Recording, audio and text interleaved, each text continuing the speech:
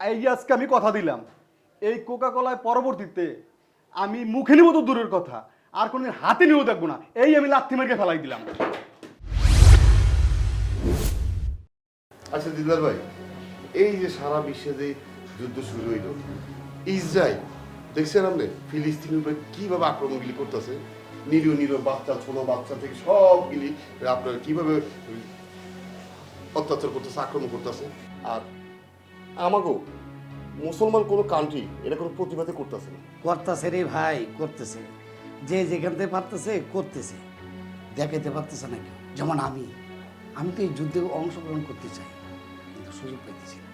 সুযোগ পাইলে ঠিকই আমরা যাব, কিন্তু যাদের ভাই করার। আসসালামু আলাইকুম। ওয়ালাইকুম আসসালাম। এই নিচে গেলে ঠান্ডা পাইছি, ঠান্ডা নিয়ে আসছি। এটা আনছস, এইটা আনছস? ভাই। বয় বয় বয় না বয়, তোরে কইতেছি। এই তোর কি একটু আকল জ্ঞান কিচ্ছু নাই? কেন এই ভাই? তুই কি আনলি? তুই এটা কি? এই যে জিনিসটা আনছস না, এটা খাওয়া তো দূরের কথা, এটা চেহারা দেখাই পাপ। পাপ মানে বুঝলাম না। এটা কারা আবিষ্কার করছে জানোস? এরা যারা আবিষ্কার করছে ওদের কথা মনে হইলে বুকটা ফাইটে যায়। এরা এত খারাপ দেখোস না, আমাদের মুসলমান যত দেশের মানে বিশ্বে যত মুসলমান আছে সবাই রে কিভাবে পশু কাটা করতেছে। নারী না, শিশু না, জোয়ান না, বুড়া না, যারে পাইতেছে যেভাবে এভাবে হত্যা করতেছে, মারতেছে।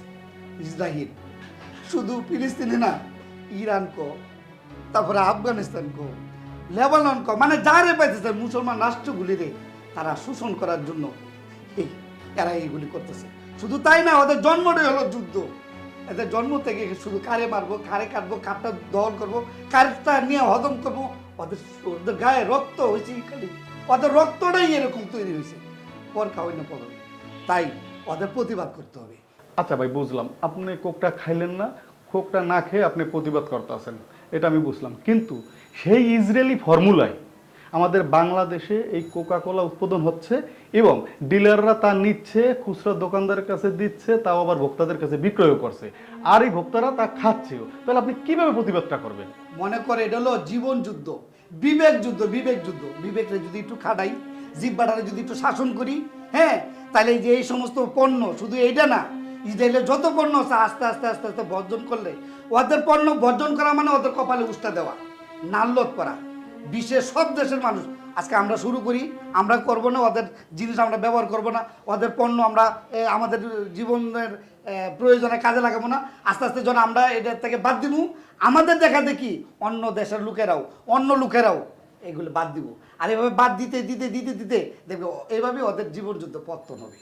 আর এই যে কইছস না, আমাদের দেশের ফর্মুলা যারা এরা তৈরি করে, এটা যদি আমরা না খাই তাহলে এই জিনিসগুলি চলবো না, অর্থাৎ ফ্যাক্টরি থেকে বাইরে হইব না, দোকানদারা ব্যস্ত পারবো না, তাহলে কিনবো না কেউ। এইভাবে দেখবে যে ওরাও এটা চিন্তা করবো যে কিনলে কি এটা মানে বন্ধ হইতেছে, মানুষ কিনলে কি এটা টানতেছে না। পরে আস্তে আস্তে আমরা যেভাবে বুঝছি ওরা এইভাবে বুঝবো, বুঝলে ওই ফ্যাক্টরি দেখবে আস্তে আস্তে বন্ধ হয়ে গেছে। আর ফ্যাক্টরি যখন বন্ধ হয়ে যাবো গা, তাহলে এই যে প্রোডাক্ট কমলো, আস্তে আস্তে দেখবে সব নামলো ওদের গায়ে পড়তে পড়তে পড়তে, এইভাবেই ইসরায়েলের পতন হবে, এটা আমার বিশ্বাস। আচ্ছা বুঝলাম যে আপনি এই খাবারের পণ্য এটা আপনি খাইলেন না, কিন্তু এছাড়া তো আরও যে ইসরায়েলি কিছু জিনিস আছে, যেমন কিছু অ্যাপস আছে, তারপরে ইলেকট্রনিক্স মিডিয়া আছে, এই জিনিসগুলো আপনি কিভাবে বর্জন করবেন? একটা বন্ধ হইলে আর একটা খোলা হয় না। দেখবি এটির বিকল্প একটা না একটা জিনিস আল্লাহ মানুষের মাঝে সৃষ্টি করে দিবই। দেখবি পতন জন হয় না, চতুর্পাশ আস্তে আস্তে আস্তে আস্তে পতন হয়। দেখবি এগুলির বিকল্প জিনিস খুব বাড়বে। একটু ধৈর্য ধর, খুব শীঘ্রই পতনের দিন ওদের খুব কাছে। সত্যি ভাই, আপনি যেভাবে আমাদেরকে বুঝাইলেন, এভাবে যদি সবাই বুঝাইতো, তাহলে এই যে যুদ্ধটা, এই যুদ্ধটা আমরা জয়ী হতাম। দেন,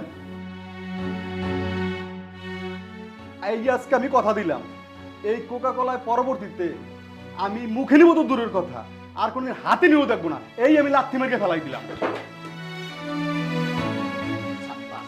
শাবাশ। হ্যাঁ, এই যে লাত্তি দিছস না, এটা কোকা কোলা লাত্তি দিছস না, এটা যে তৈরি করছে ওদের কপালে লাত্তি দিছস। ঠিক আছে ভাই, তাহলে আজকে চলেন বাইরে যাই। হ্যাঁ চল।